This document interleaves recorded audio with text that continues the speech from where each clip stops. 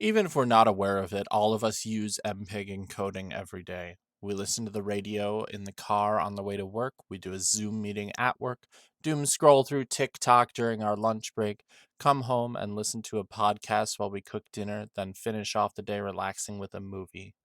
All of these are made possible by a standardization of audio and video formatting that allows any of our myriad devices to know how to play them. Before discussing MPEG, it's important to discuss two topics: audio compression and video compression. Both make up the fundamental aspects of an MPEG file. Converting video and audio to digital, playable, and recognizable forms is something we take greatly for granted today, but also take advantage of to a massive degree. Sound is extremely complex. There are many variables involved in how it is transmitted, interpreted physically by our bodies and by our brains. Anyone who has been in a marching band knows that when you try to play a metal instrument in the cold, you need to make some serious adjustments just to keep it tuned properly. The minute warping of the metal makes enough of a difference to be noticeable. The majority of people will notice the disharmony of even just a few fractions of a percentage of a change in pitch. Our ears are very, very finely tuned instruments, even in the most tone deaf of cases. In calculus, we learn that finding the area under a curve is essentially an equation that breaks that curvature down into an infinite number of infinitesimal rectangles to most accurately find that area. Audio compression uses the same concept. Because a computer, at the time it was developed, can't read analog data, it must be digitized. In order to be digitized, compression was necessary. Waveforms could be split into rectangles, and just like that integral calculus, the more rectangles, the more accurate the sound. This would, however, also mean that a larger file would require more computing power to process and more space to store.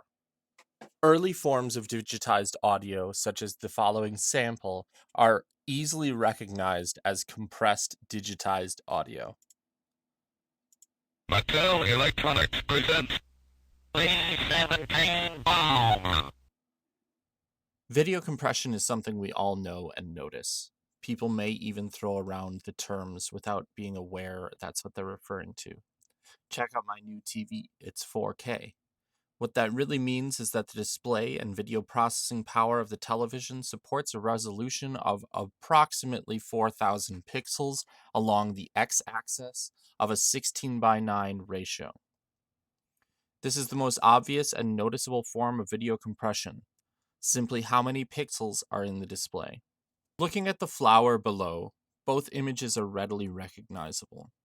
The low-resolution image is not unusable, but it is quite a bit less pleasant than the high-resolution photo. Just like our ears, our eyes are finely tuned instruments. The fact that they are has been critical to our survival as a species. This form of image compression has become a mainstay in our language to the point that it's the subject of the memes shown to the right. Another video compression technique that's often thrown around in casual language is interlacing. When someone refers to something as 1080p, the P stands for progressive scan, in opposition to 1080i or 1080 interlaced.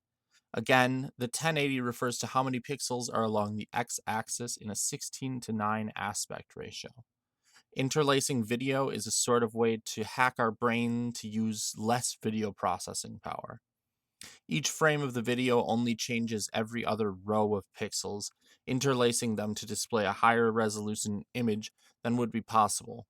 Our brains don't process this very well and tend to perceive a fairly smooth movement. Some people, however, do perceive interlacing and find it extremely unpleasant, often describing it as a flicker. Progressive scan means that each frame displays each row of pixels. Both of these are becoming increasingly irrelevant, however. Computing power, storage space, and transmission speed have come so far that streaming a 4K movie is fairly passé. Interlacing isn't used much anymore, and most video is shot digitally, with image compression happening in real time.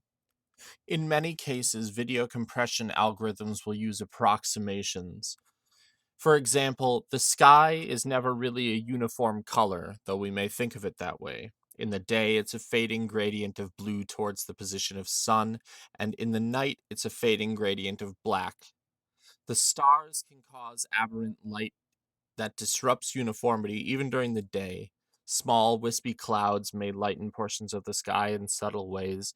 Dissipating contrails may do the same. Aberrations in the magnetosphere or pockets of uneven air may refract light ever so slightly differently than the more uniform parts of the sky. It's an enormously complex system. Below is an image of a desert. The compression involved in this image used some approximations that are particularly noticeable in the sky. Instead of creating a realistic sky in which each pixel is a slightly different color, it approximated a descending gradient of blue to white. Our brain easily parses what it is but recognizes the imperfections in the image. These are referred to as artifacts, recognizably imperfect parts of an image. Within the chaos of moving images, they're often impossible to detect, so they are most likely to appear to us in uniformity. A very dark scene will often have areas that are various shades of black and gray.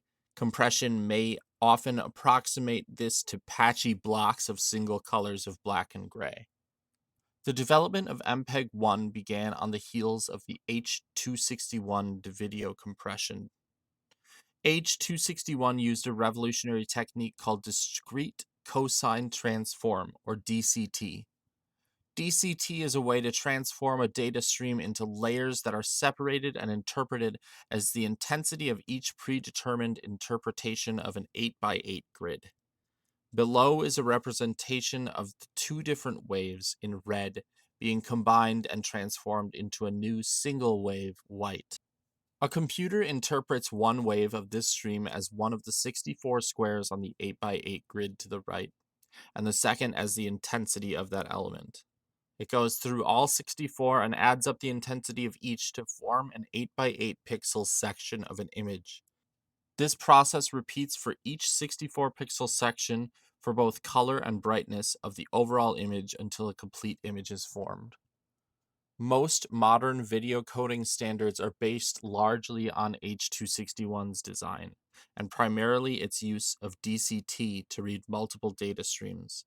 However, H.261 didn't see virtually any commercial usage until several revisions later, in 1993, after the release of MPEG-1. In 1992, the first version of the MPEG standard was developed. Arguably, its most important innovation was how it properly synchronized audio and video. This was done with a System Target Decoder, or STD. Multiplex data, or data streams containing multiple kinds of data going to one output, can have strong variances in how much data needs to be read or sent. Because of the nature of CDs at the time, a buffer was needed to store ready-to-use data between the constant speed of data read from the spinning disk and the variable data necessary for output. If you've ever put a record player on the wrong speed, held a finger on it, heard a tape player or a singing fish with a dying battery, or watched a movie with the sound or subtitles out of sync, you know the importance of synchronization. It's what makes someone's lips match what they're saying, makes the instruments tuned to A440, and makes the music swell at the perfect time for the big kiss. The MPEG format accomplished this so well that it became the standard for video format for many years and is still a very accepted standard for audio. The following is an example of how audio desync can cause serious issues. Okay.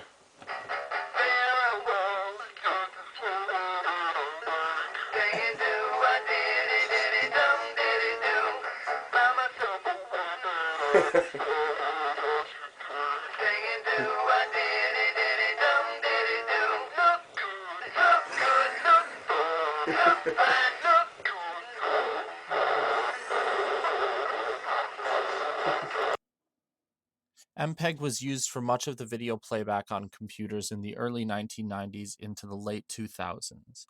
Computers running older operating systems like Windows 3.1 could have hardware installed to playback MPEG videos. Weezer's music video for Buddy Holly was included in Windows 95 to demonstrate how it could run MPEG natively.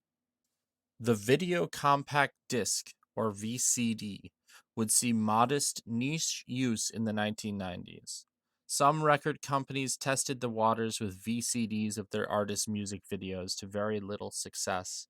Video game companies, most notably Philips' only foray into the market, the CDI, would use the MPEG format for data streams and VCDs.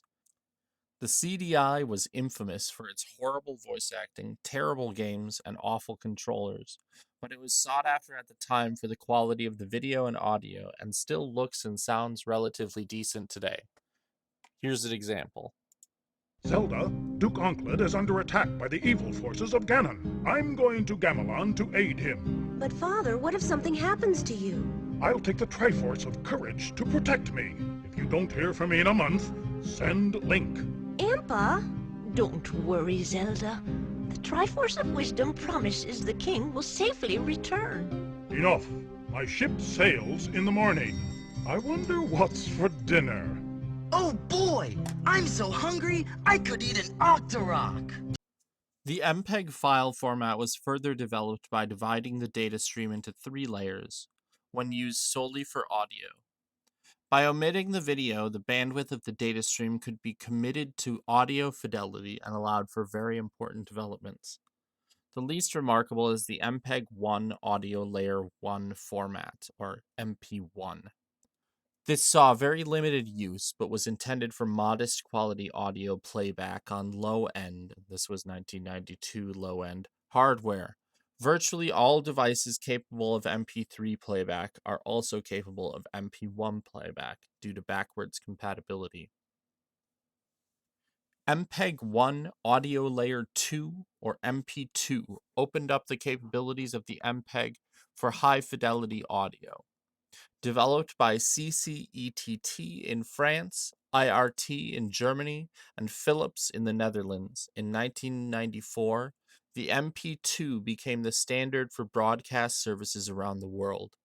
This won the 3 European companies a joint Emmy in 2000 for engineering. MPEG-1 Audio Layer 3 is probably the most recognizable form of the MPEG format. It's one of the very few file formats that the general population knows by its file extension. The third layer of the data stream allowed for massive compression of the data without losing audio fidelity. Duplicate data could be dropped and copied, similar data could be approximated. This meant an audio file could be compressed to a size that could fit in devices in large quantities. In the late 1990s and early 2000s, we saw the rise of the MP3 player market. Flash storage of the time had quite a bit smaller capacity than today, but could still hold more songs than a CD at a fraction of the size, and with a player the fraction of the size. Apple would end up dominating the MP3 player market with their iPods. Until the iPod Nano, all of them used actual miniaturized hard disk drives, which allowed for much higher capacity than their competitors. iPods measured their device size in gigabytes, not megabytes. You could fit hundreds of songs in your pocket on a device the quarter of the size of a CD player. They were ubiquitous.